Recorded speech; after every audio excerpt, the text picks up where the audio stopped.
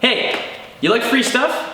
Yeah, me too. Well, today I'm going to be giving away a breaker bar and torque wrench after I show you guys how to properly use them. I'm going to bet that a lot of you guys watching this already know how to change a wheel and how to properly tighten it back down onto the car. Now, if you do, just bear with me because this won't take long. For the people that don't know how, once you jack your car in the air, you need to take the lug nuts off the car in order to take the wheel off the car. Now, of course, if you have an impact gun and an air compressor, this takes 2 seconds. But if you don't have them, you can go with the good old-fashioned way of using a breaker bar.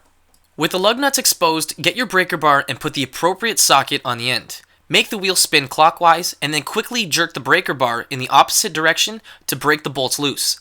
You can then simply unscrew the nut on the screw to remove it. Do the exact same thing for the next lug nuts that are on the car, and then you'll be able to remove the wheel completely. With the wheel off, you can inspect the brake pads, your brake rotors, any brake lines, your suspension components, and even your axle to ensure everything is in good working condition. Look for any tears, leaks, or anything that doesn't look right. With everything in good working order, we can put the wheel back on the car. Now, I like to put all the nuts on the threads of each stud first to make sure they don't cross thread, and then I like to tighten everything up with the breaker bar. Now, I make sure that they're fairly tight to the wheel, just so the wheel won't wobble when we let the car down onto the ground. Now, when you lower it, it should only be touching the ground enough to the point that the wheel won't spin. This way, we can torque the wheels properly without them spinning on us. Break out your torque wrench because we need to tighten the lug nuts onto the threads. Now, it should have a certain tightness to it, so the lug nut will be able to hold the wheel onto the car when you drive, especially when you're turning. Having these nuts torqued correctly to the proper specification is very important.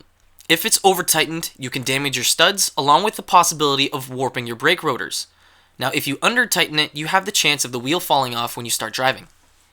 To find the torque spec for your vehicle, check your owner's manual and look for the tire service. It should be somewhere in there labeled how to change a flat tire or something along those lines.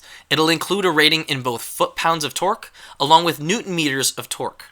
For the Mini Cooper that I'm working on today, it's 89 foot-pounds, which is what we have to set our torque wrench to.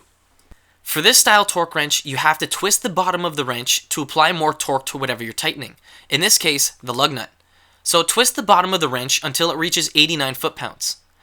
Keep twisting the bottom until you get to whatever torque rating you want. You can see here I'm at 80, 81, 82, 83, and once you get to your desired torque, let go of the bottom until it clicks into place.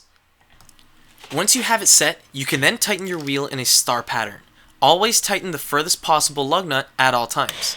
Now put the socket over your lug nut and push on it until you hear it click. As soon as you hear the click, you know that the bolt is now tightened to 89 foot-pounds, making sure that it's properly tightened. Once you've done them all, go over them once more just to double check to make sure that all of them are tightened correctly, and then you'll be setting on your ways. Now, because I'm OCD, I'm going to take my car up and down this street for a drive, and then re-torque the lug nuts because they'll most likely need to be retightened. You can proceed to lower the car back onto the ground and have peace of mind knowing that you won't be running into any problems. Now, after you use your torque wrench, always back it down so you don't damage the internals. If you leave your torque wrench at say 89 foot-pounds and store it like that, the internal spring will slowly but surely relax, all the way to the point that next time you use your torque wrench, your applied torque will not be 100% accurate. Now, just so you guys know, you guys are going to be using the breaker bar to take bolts off. You're never going to be using your torque wrench for that. You're only going to be using the torque wrench for tightening. So if you need to take something off, use the breaker bar. If you need to tighten it, use the torque wrench. If you guys want to get your hands on this, what you have to do to be entered into the contest is you have to like my Facebook page and share the video. Now, not only that, my brother told you guys that you guys need to come up with the best movie quote out there.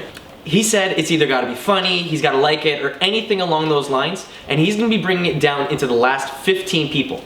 The top 15 comments that he likes, he's going to be breaking it down, and then I'm going to be making a video for you guys selecting the winner.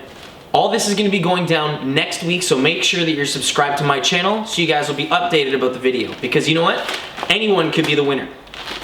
If you guys have any questions regarding using a torque wrench or breaker bar, throw your questions down in the comments below, and I'd be happy to help. Okay guys, thanks for watching. I'll see you in the next one.